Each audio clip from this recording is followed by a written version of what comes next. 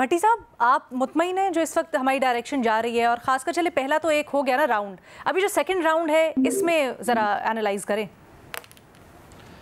जी madam Sheikh, पहली बात तो ये है कि वज़ीर आज़म शहबाज शरीफ और field marshal general Asim Munir साहब तुर्की के बाद ईरान पहुंच चुके हैं और वो आज़रबाईजान और ताजिकिस्तान जाएंगे। बहुत अच्छा दौरा है, अच्छी बात है। मैंने पहले भी कहा था कि उन मुल्कों को इत्मीनान में लेना चाहिए, उनके पास जाना चाहिए, उनका शुक्रिया अदा करना चाहिए जो इस मुश्किल घड़ी में हमारे साथ खड़े हुए। दूसरी बात मैडम शेख कि अल्लाह का फ़ज़ल हुआ, अपने से बड़े दुश्मन के मुकाबले में हमें बड़ी फ़तह मिली। हमने भी खूब सेलिब्रेट कर लिया इसे, दुनिया भी मान चुकी हमारी सलाहियतें, हमारी इज़्ज़त और वक़ार में भी अल्लाह के फ़ज़ल से इजाफ़ा हुआ, और भारत में भी आहिस्ता आहिस्ता ये रियलाइज़ हो रहा है कि और बात आगे बढ़ रही है और बात फैल रही है कि पाकिस्तान ने वो कर दिया है जो हमारे वहम गुमान में भी नहीं था। अब है अगला मरहला, और अगला मरहला है हमें जारहाना अंदाज में अपनी मौक़िफ़ को आगे बढ़ाना होगा। क्यों भला? इसलिए कि हमने अपनी पॉलिसियाँ बदली हैं, हमसे गलतियाँ हुई, हमसे ब्लंडर्स हुए, लेकिन हमने उनसे सीखा है और अपनी पॉलिसियाँ बदली हैं। और हम दहशतगर्दी के विक्टिम हैं, और हम दहशतगर्दी से रोज़ाना लड़ते हैं अपने मुल्क में, रोज़ाना शहादतें देते हैं, रोज़ाना नुकसान करवाते हैं, और भारत दुनिया में दहशतगर्दी करवा चुका है और भारत का वो इमेज नहीं रहा। हमें जारहाना अंदाज में आगे बढ़ना होगा, हमें अपनी दिफाई पोजीशन से आगे निकलना होगा। दुनिया हमें सुनना चाह रही है और फ़िज़ा हमारे हक़ में है आलमी सतह पर, लेकिन अब हमें लड़नी है चुमुखी लड़ाई भारत से। वो चुमुखी लड़ाई क्या है भारत से मैडम शेख? कि भारत कोई भी मिस एडवेंचर कर सकता है, वैसे तो 100 बार सोचेगा लेकिन कोई भी कर सकता है। वो एंड है या वो एक सामने हमारे है एक सब मैदान, फिर भारत दहशतगर्दी करवा सकता है पाकिस्तान में, और वो करवा रहा है, और ये सिलसिला तेज़ हो सकता है, ये हमारे सामने है। फिर भारत हमें फिर से फैटफ में उलझा सकता है या कोई आलमी सतह पर तनहा कर सकता है, ये हमारे सामने है। फिर सिंध तास मुआहदा है, अफ़गान सरहद है, ईरान सरहद है, ये हमारे सामने है। एक लंबी जंग है दुनिया के हर फोरम पर लड़ी जाने वाली, लेकिन क्या हम इसके लिए तैयार है? हमारी सिविलियन लीडरशिप, मुझे नहीं लगता मैडम शेख। क्या हमारी सिविलियन लीडरशिप इस काबिल है कि ये चुमुखी लड़ाई लड़ेगी? मुझे नहीं लगता मैडम शेख। हमारी टीम क्या है? हमारी टीम है, शहबाज शरीफ साहब लीड कर रहे हैं, इखलाकी बर्तरी उन्हें हासिल नहीं है, असल अवामी नुमाइंदा नहीं है, वो लीडरशिप की कोई क्वालिटी उनमें नहीं है, 5% भी लीडरशिप की कोई क्वालिटी उनमें नहीं है। इसहाक डार साहब डिप्टी वज़ीर आज़म हैं आज, और अगर वो वज़ीर ख़ारजा हैं तो उनकी वाहिद काबिलियत है कि वो समधी हैं नवाज शरीफ साहब के, कोई तजर्बा नहीं है उन्हें वज़ारत ख़ारजा में। और मईशत चैलेंज छोड़ दीजिए, सियासी नफरत और तकसीम जो अगर अब मुल्क में मौजूद है या जो फिर से बढ़ रही है उसे छोड़ दीजिए। वज़ीर दिफा ख्वाजा आसिफ साहब की कारकर्दगी सब के सामने है। तारक फातमी साहब एक रखे हुए हैं, कोई पता नहीं वो क्या कर रहे हैं।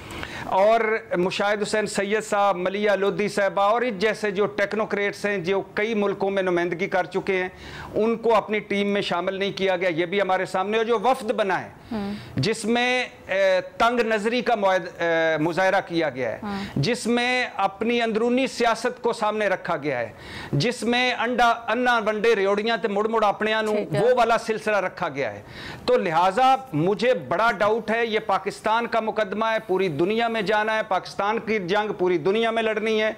मुझे नहीं लगता कि इस तरह की जो टीम है, ये टीम आगे जाकर भारत से चमुखी लड़ाई लड़ पाएगी। सर वैसे हमें अपने यही टीम थी जिसने अभी पहलगाम के बाद जो सारा के सारे इवेंट्स हुए उसका सामना किया, उसके ऊपर हिकमत अमली तरतीब दी, और फिर पाकिस्तान क्लियरली बड़ा फातेह बन के निकला है बाहर। मैडम शेख, किसने दी?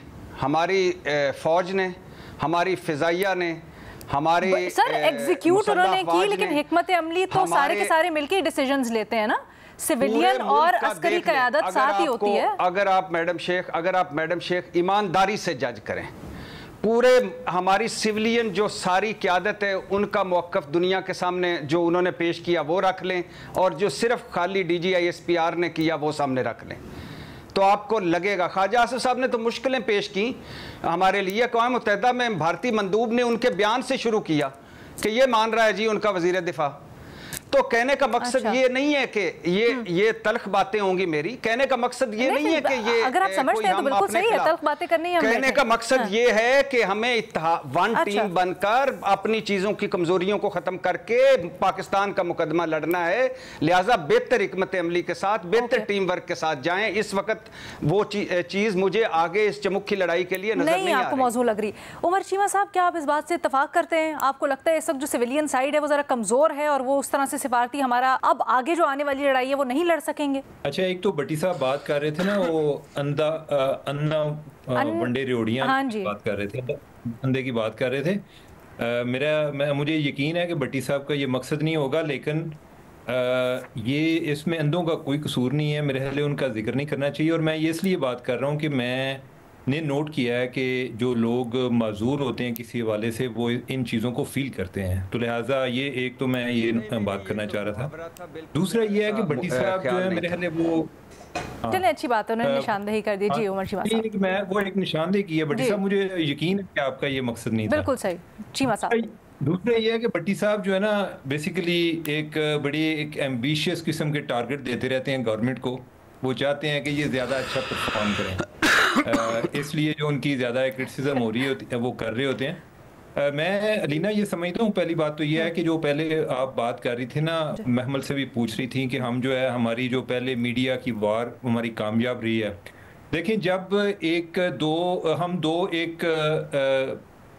मुहारिब क्या कहते हैं, एक लड़ाई में शामिल दो ग्रुप थे ना, एक पाकिस्तान था और इंडिया था। इस सूरत में फैसला तीसरा जो ऑब्जर्वर्स होते हैं ना वो करते हैं। हमें जो एक कामयाबी हुई है वो तब हुई है कि जब फॉरेन मीडिया ने इन चीज़ों को हाईलाइट करना शुरू कर दिया, ख़ास तौर पे कि जो त्यारे हमने गिराए हैं उधर से हमारी विक्ट्री का जो तयन है वो फॉरेन मीडिया ने किया है। अब इंडिया जो भी करे, वो अभी जितने भी वो अपने डेलीगेशन भेज ले, उनको इस लेवल पे जो परसेप्शन ऑलरेडी बन चुकी हुई है वो चेंज नहीं होगी।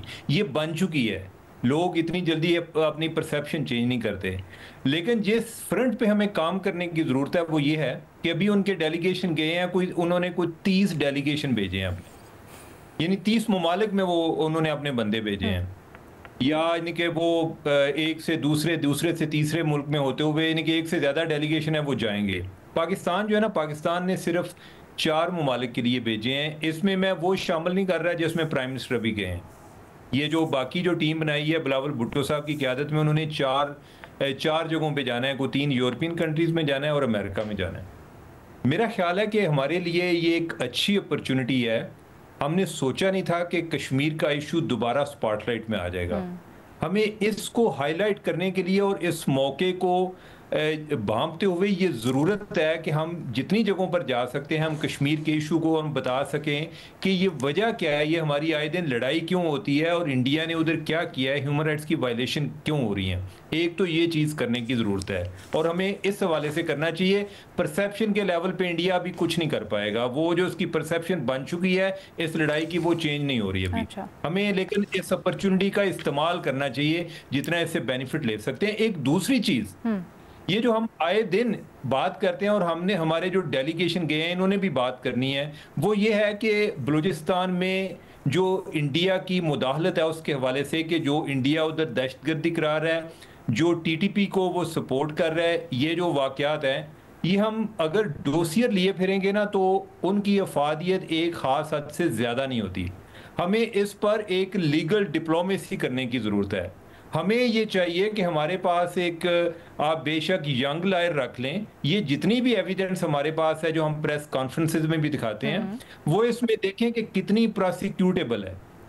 हमें इन लोगों पर केसेस चलाने चाहिए पाकिस्तान के अंदर और इंडिया से उन लोगों को मुतालबा करना चाहिए कि जो लोग दहशतगर्दी में मुलव्वस हैं, जिनका हम जिक्र कर रहे होते हैं कि फलां बंदा जो है वो किसी को एडवाइस कर रहा है, वो ऑर्डर दे रहा है, तो हमें मुतालबा करना चाहिए कि ये लोग पाकिस्तान में मतलूब हैं, इनका इधर केस चल रहा है, हमें ये लोग चाहिए। जब हम ये काम करेंगे तो हमारा जो एक इंटरनेशनल ऑडियंस है वो इस मामले को ज़्यादा संजीदा लेगी। हम अगर सिर्फ डोसियर हम पेश करेंगे अच्छी बात है, लेकिन उनको लगता है कि ये इनका कोई केस तो किसी जगह पे है नहीं है, तो अगर हमारी अदालतें चल रही हैं, यानी कि बेशक वो कहें कि पाकिस्तान की अदालतें, हम कहते हैं कि हम उन अदालतों को बेशक इंडिपेंडेंटली काम करें, कोई 10 केसेस में, कोई 2 केसेस में तो वो कन्विक्शन करेंगे ना। और वही चीज जो है बाद में ह्यूमन ऑर्गेनाइजेशन जो है वो भी कोट करती हैं। हमें इस फ्रंट पर बड़ी एक अग्रेसिवली स्टेप्स लेने की जरूरत है, और हमें, और इस टाइम, ऐसे टाइम पर कि जब इंटरनेशनल मीडिया में भारत इतना मशहूर नहीं रहा, भारत वो वाला विक्टिम नहीं रहा जो कि वो पहले बातें करते थे, खास तौर पे जो इन्होंने कनाडा में काम किया, जो ऑस्ट्रेलिया में किया, जो अमेरिका में किया, तो उसके बाद वो भी इनकी बात पर उतना यकीन नहीं रखते जिस तरह वो पहले हर बात दहशतगर्दी की पाकिस्तान पर डाल देते थे। तो हमें इसको ज्यादा इसमें जरा प्रोएक्टिव हो जाना चाहिए आपके ख्याल में, प्रेशर को ज्यादा स्ट्रांग करने की जरूरत है, और उसके लिए लीगल डिप्लोमेसी भी हमें जाना चाहिए। ठीक है।